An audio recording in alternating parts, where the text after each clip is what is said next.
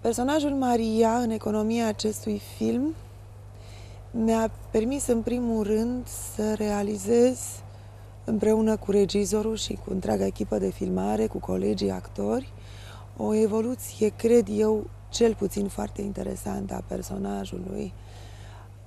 Sper din suflet să nu fie un personaj liniar, nu e colorat în alb și negru, are multe culori, are multe treceri.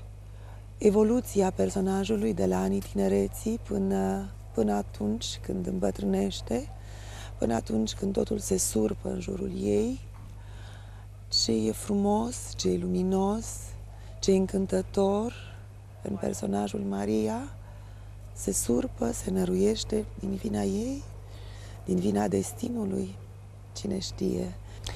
Personajul mi este apropiat și mi este depărtat. Îl înțeleg și nu-l înțeleg. Îl condamn și îl apăr. Colaborarea mea la acest film a stat sub semnul unei comunicări foarte bune.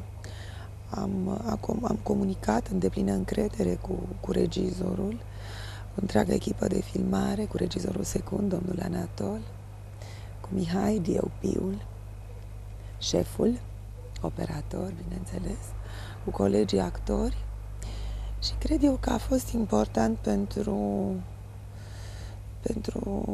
întreaga pleiadă de actori din România ce a venit să lucreze la acest film și a făcut-o cu un mare efort.